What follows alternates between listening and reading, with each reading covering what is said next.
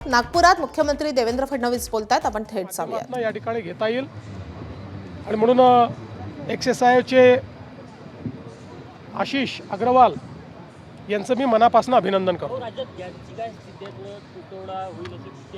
असं आहे की माझी माध्यमांना विनंती आहे की नागरिकांमध्ये विनाकारण भीतीचं वातावरण तयार करू नये। जे काही परिस्थिती आहे ती केंद्र सरकार हाताळते आहे, ती केंद्र सरकार सांगते आहे।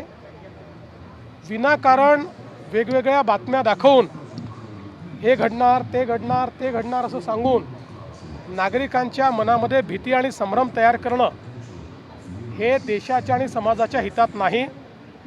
आणि काल हेच केंद्र सरकारने देखील स्पष्टपणे सांगितलेलं आहे। कालच्या बजेटमध्ये नागपूर आणि विदर्भाला भरभरून मिळालेला आहे, मेट्रो असो किंवा इतर इन्फ्रास्ट्रक्चर। कालच्या बजेटमध्ये महाराष्ट्रालाच भरभरून मिळालेला आहे आणि मग महाराष्ट्राला जेव्हा भरभरून मिळेल तेव्हा विदर्भ कसा मागे राहील।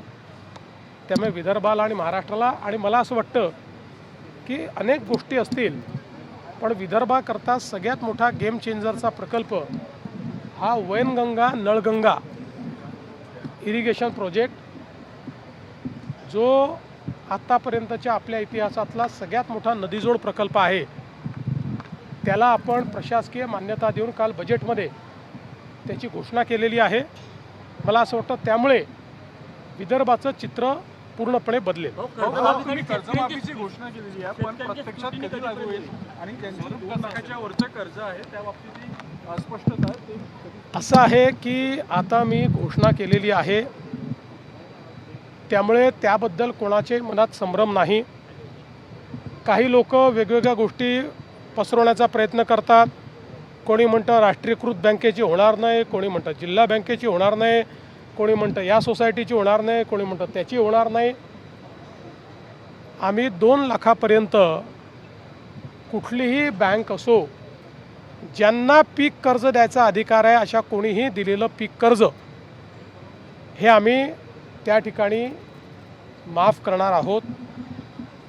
केवळ आमचा प्रयत्न हा आहे माफी शेतकऱ्याला द्यायची आहे, बँकेला नाही। त्यामुळे शेतकऱ्याला फायदा झाला पाहिजे याकरता त्याच्यावर आम्ही वर्किंग करतो आहोत। आम्ही यापूर्वीच सांगितलेलं आहे की 30 जूनच्या आधी आपण कर्जमाफी करणार आहोत।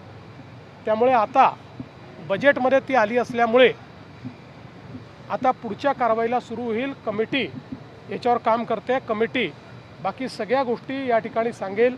एवढंच सांगतो, जुन्या कुठल्याही कर्जमाफीपेक्षा चांगली ही कर्जमाफी असेल। तो शेतकऱ्यांना याचा मोठा दिलासा मिळणार आहे।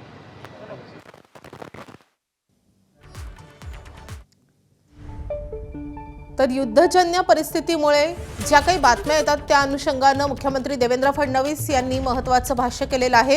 युद्धानंतरच्या परिणामाची परिस्थिती केंद्र सरकार हाताळत आहे असं देखील मुख्यमंत्री देवेंद्र फडणवीस यांनी म्हटलं आहे।